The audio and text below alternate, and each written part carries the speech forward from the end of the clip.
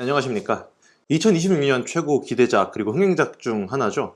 크리스토퍼 놀란 감독의 오디세이가 한국에서는 8월 5일 그리고 미국에서는 그보다 2, 3주 전에 개봉을 했습니다. 그래서 오늘은 오디세이에 대한 이야기를 한번 해보려고 합니다. 이제 호머의 오디세이에 대한 줄거리 요약이라든지 해서 혹은 크리스토퍼 놀란 감독 영화 오디세이에 대한 리뷰는 다른 많은 전문가들께서 할 것이라고 생각을 해서 저는 그것을 다루진 않을 거고요.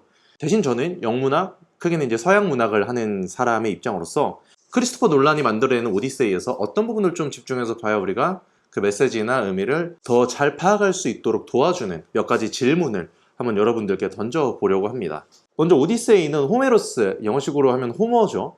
호머가 3000여 년 전에 이제 구전으로 전승되던 이야기들을 집대성해서 기록했다고 하는 대서사 시인데요. 트로이 전쟁 이후 오디세우스의 귀향을 담은 이야기입니다. 이미 이 영화가 만들어지기로 하고 개봉일이 나온 순간부터 저랑 같이 이제 공부하던 친구들 사이에서 이 영화에 대한 기대가 엄청 컸어요.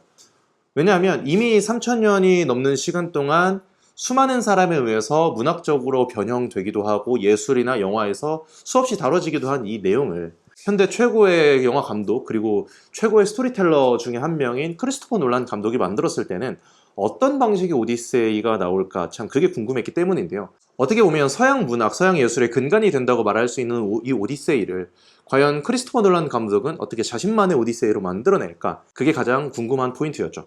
오디세이는 총 24권, 지금으로 따지면 24개의 챕터로 구성되어 있다고 보면 좋을 것 같은데요. 영어책으로 따지자면 450페이지에서 500페이지 정도 되는 대서사시입니다. 그런데 분명히 이 대서사시를 2~3시간이라는 영화로 만들 때에는 그 내용 중에 무언가는 취해야 되고 무언가는 생략하거나 버려야 하는 부분이 있을 거란 말이죠. 거기서 그럼 크리스토퍼 놀란 감독의 선택에 따라서 이 오디세이가 어떤 의미를 가질 것인지 혹은 오디세우스라는 인물이 어떤 인물로 그려질 것인지가 분명히 달라질 것입니다.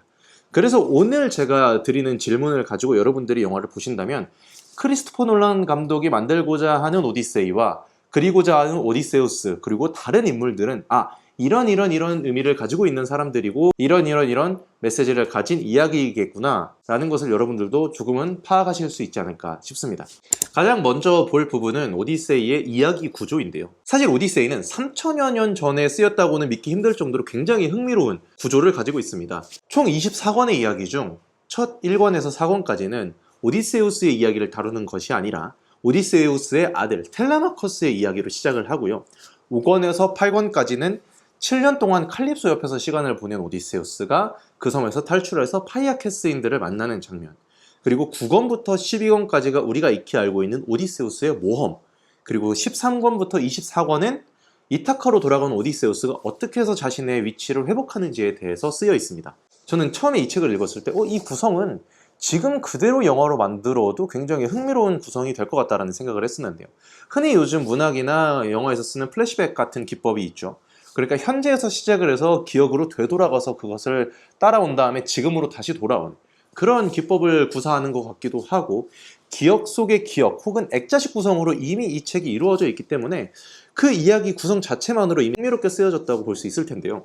이것을 이제 우리는 비선형 구조라고 하죠. 선형 구조는 시간의 순서대로 온 것이고 비선형 구조는 그것을 뒤틀어 버렸다는 말인데, 만약에 이 오디세이를 선형 구조로 다시 재배열을 한다면 처음에는 트로이 전쟁이 끝나고 나서 고난을 겪고 모험을 하는 오디세우스의 이야기가 있을 것이고, 그러다가 칼립소를 만나서 7년 동안의 시간을 보내는 이야기가 있을 것이고, 그 다음에 파이아캐스인들을 만나서 거기서 이제 이타카로 돌아오는 장면이 있을 거고, 그 이유가 이제 이타카에서 자신의 자리를 회복하는 이야기로 구성이 되겠죠. 그리고 텔레마커스의 이야기는 아마 칼립소부터 이타카로 돌아오기 전까지의 오디세우스 시간 중 어디서부턴가 시작을 할 것입니다. 그래서 과연 이 크리스토퍼 놀란 감독이 호머의 전통을 따라서 이 비선형 구조를 그대로 가져갈 것인지, 아니면 본인이 초점을 맞추고 싶은 장면이 있어서 그 장면을 중심으로 다시 재배열을 할 것인지를 한번 살펴보는 것이 좋을 것 같습니다. 그 다음은 신에 대한 이야기입니다. 사실 트로이 전쟁, 오디세우스의 귀환, 그리고 이타카에서의 오디세우스의 회복은 원전에서는 모두 신들의 도움이나 역할이 반드시 필요합니다. 트로이 전쟁의 시발점은 여신들 간의 사소한 다툼이었고, 오디세우스의 귀환이 어려워진 것 역시 제우스와 포세이돈의 분노 때문이었죠. 그리고 부하들이 다 죽고 나서 혼자 귀환하게 된 것 역시 헬리오스 신과 연관이 되어 있습니다. 그리고 오디세우스를 칼립소에게서 벗어나게 해주자라는 것 역시 신들의 회의에서 나왔던 이야기였고요. 이타카로 돌아가서 그 수많은 구원자들을 물리칠 수 있었던 것도 아테나 여신의 도움이 있었기 때문이었죠. 그런데 영화 오디세이에서는 신의 역할이 많이 축소될 것으로 보입니다. 캐스팅만 보더라도 오디세이에서 나오는 어떤 올림포스의 주신들 중에는 아테나 여신 한 명밖에 나오지 않는 것으로 되어 있기 때문이죠. 그렇다면 원래 원전 오디세이의 시작은 신들의 회의에서부터 시작을 하는데 이미 그 출발점부터가 달라진다는 이야기일 것입니다. 또 하나 포인트는 요즘은 사실 그렇게 보기는 힘듭니다만 어떤 오디세우스의 저주나 탈출, 모험 아니면은 이 회복에 대한 개연성을 담당했던 것들은 대부분 신들이거든요. 그런데 신들의 역할이 사라진다는 것은 그 개연성을 다른 무언가로 놀란 감독이 채운다는 이야기가 되겠죠. 다시 말해 이 신들이 담당했던 개연성은 인물들 간의 관계라든지 인물의 성격이라든지 혹은 자연의 모습 이런 다양한 것들로 치환되었을 가능성이 큽니다. 만약 그렇다면 인간 개인의 책임과 선택, 자연의 행위성 이를테면 포세이돈 신의 분노 대신 바다 자체의 압도적인 힘이 강조된다거나 이런 것들 말이죠. 이런 새로운 주제들이 크리스토퍼 놀란 감독의 영화에서는 새롭게 떠오를 수 있을 것 같습니다. 그러니까 이 부분도 굉장히 중요하게 봐야겠죠. 세 번째는 이야기의 주인공, 주요 서사를 어떻게 배분할 것인가에 대한 문제입니다.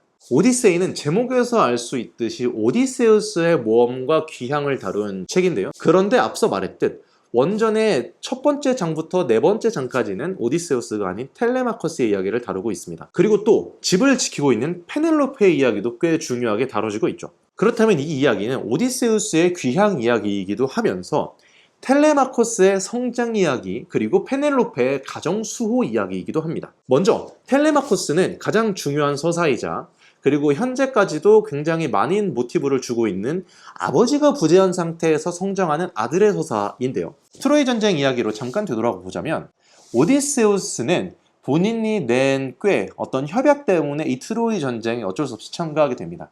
그런데 자기가 너무 사랑하는 아내와 이제 갓난아기가 된 텔레마커스를 두고 갈 수가 없었죠. 그래서 미친 척을 하죠.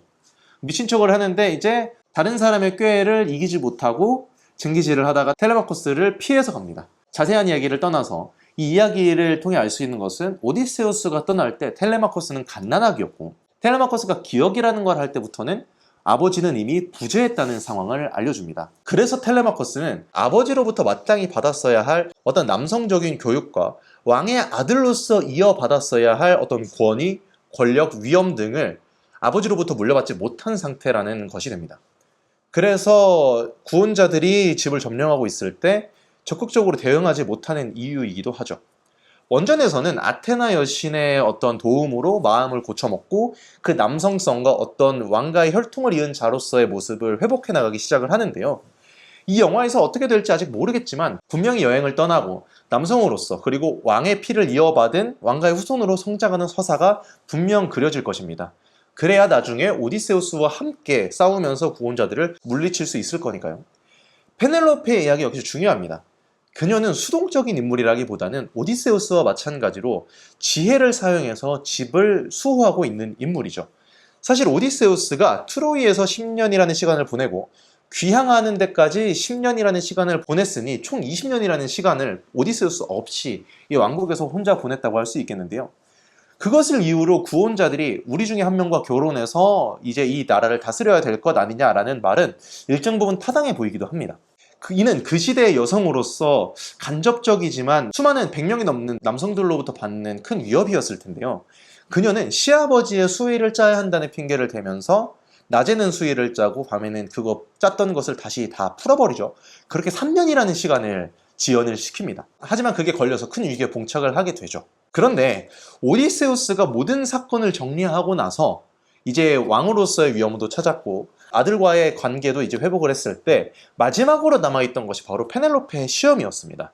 그러니까 왕으로서의 회복, 아들로서의 회복, 아버지로서의 회복, 그리고 남편으로서의 회복이 가장 중요했다는 건데요. 이 오디세우스가 자신됨을 모두 회복할 때까지는 페넬로페의 역할이 굉장히 중요했다고 볼 수 있습니다. 그래서 오디세우스뿐만이 아니라 텔레마코스의 서사, 페넬로페의 서사를 놀란 감독이 어느 정도의 비중을 두고 다루고 있을지도 참 궁금한 지점입니다.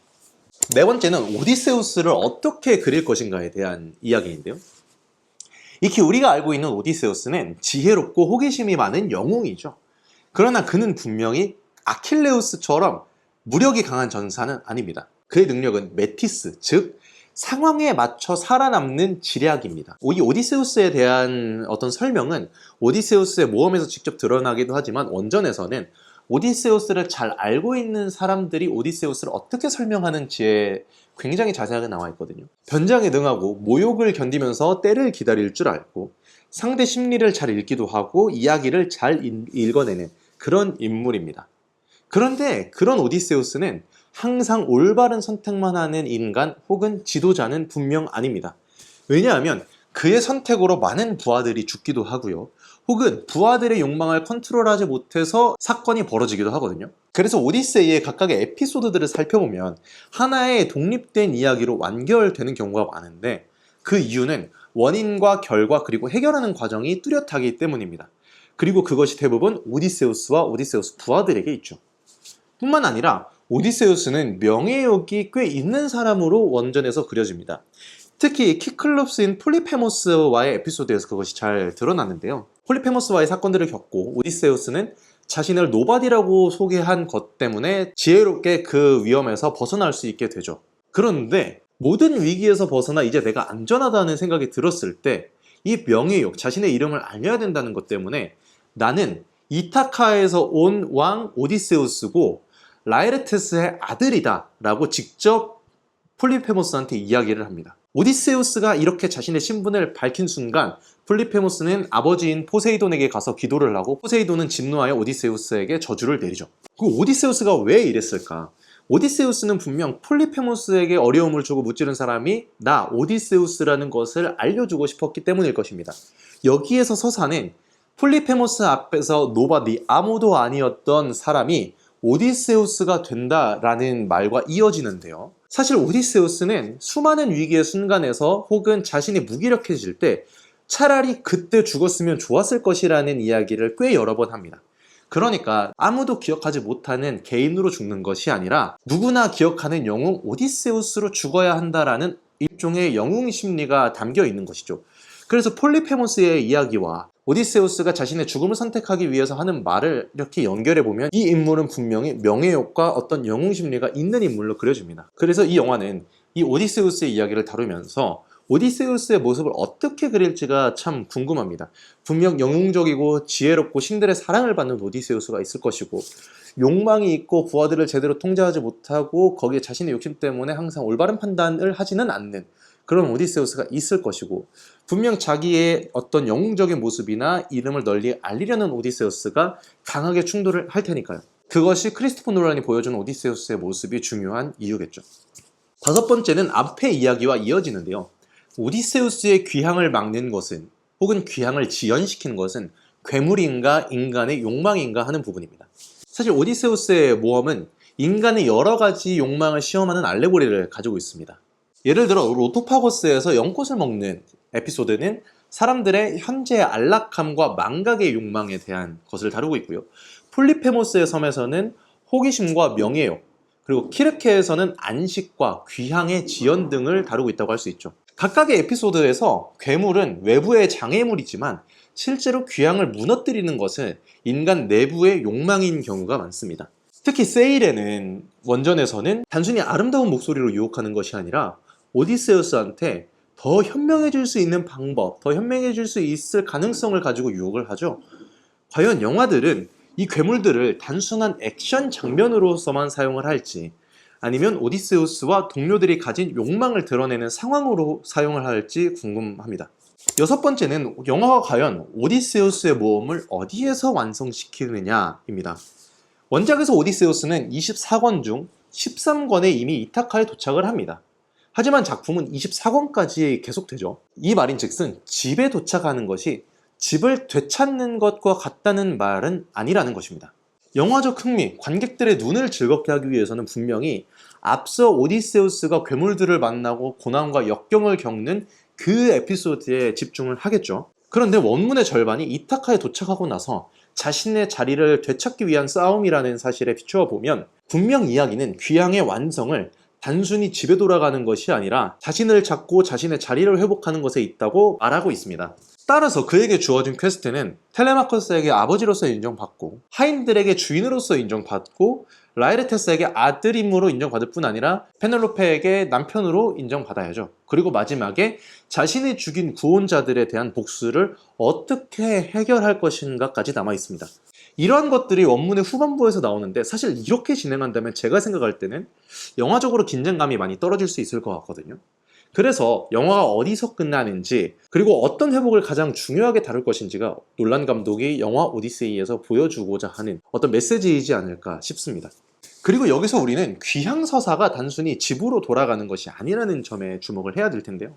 귀향서사, 노스토이는 원래 익숙했던 장소를 떠나서 고난과 역경을 겪은 뒤 다시 그 익숙했던 곳으로 돌아오는 것을 의미합니다. 그런데 시간이 지나고 여러 사건을 겪으면서 주인공은 떠나올 때와 똑같은 주인공이 아닐 수밖에 없죠. 분명히 고난과 역경 속에서 성장하고 변하는, 취할 것은 취하고 버릴 것은 버리는 어떤 주인공이 되어 있을 것이고, 떠나온 곳 역시 그 시간만큼이나 변해 있을 것입니다. 그러면 이 귀향 서사는 단순히 돌아온 곳이 아니라 변해버린 성장한 주인공과 변하고 낡고 이미 그 관계가 허물어져 버린 떠나온 곳을 다시 관계 맺고 다시 회복시키는 데까지가 귀향서사라고 볼 수 있죠. 그래서 이것이 이제 오디세이가 보여주는 귀향서사의 원형이라고 볼 수 있을 것입니다. 하지만 모든 이야기가 그렇듯이 이 원형의 서사는 후대로 갈수록 시대에 따라서 그리고 예술가에 따라서 변형되기 마련일 텐데요. 그래서 놀란 감독은 이 서사를 어떤 방식으로 변형할지도 지켜봐야 될 부분 중에 하나겠죠. 이렇게 보다 보면 우리는 오디세우스가 결국 이타카로 돌아간다는 결말을 알고 있고, 그래서 놀란 감독의 오디세이에서 우리가 봐야 될 것은 무슨 일이 벌어질 것인가가 아니라는 것 역시 이제는 알고 있습니다. 따라서 놀란 감독이 수많은 사건 가운데 무엇을 선택하고 누구의 관점에서 보여주면서 사건의 책임을 누구에게 돌리는가가 중요하겠죠. 만약 오디세이를 영화로 처음 보시는 분들이라면 나오는 에피소드 혹은 이야기마다 이거 좀 익숙한데? 라고 분명히 느끼실 부분들이 있을 거예요. 사실 오디세이는 3000년이 지나는 시간 동안 이미 서양 문학과 예술의 기반이 되었고, 모험 서사, 디아스포라 서사, SF 장르, 그리고 에피소드형 모험, 이런 것들의 수많은 방식으로 영향을 미친 서사 형식이기 때문입니다. 그래서 여러분들께서 오디세이를 보면서 이거 이러이러한 책에서 본 내용인데 라든지 혹은 이러이러한 영화에서 이거 이미 나온 장면 아닌가? 라고 한다면 그 모든 원형은 3000여 년 전에 쓰여진 오디세이에 있다고 이해를 하시면 될 것 같습니다. 따라서 그런 것들을 찾아보면서 어떤 장면을 상기시키고 어디서 오마주를 했고 어디서 모티브를 따왔는지를 찾아보는 것도 재미있지 않을까 싶습니다. 사실 오디세이에 대해서는 할 이야기가 너무 많은데 제가 이 영상을 지금 3번째 찍거든요. 2번을 찍다가 계속 너무 길어지고 할 얘기가 너무 많다 보니까 줄이다가 어떤 간략한 질문들로 영상을 찍게 되었습니다. 사실 그래서 영화를 다 보고 나서 그리고 혹은 책을 읽고 나서 느꼈던 점을 같이 나눠보는 게 훨씬 더 의미가 있지 않을까 싶고요.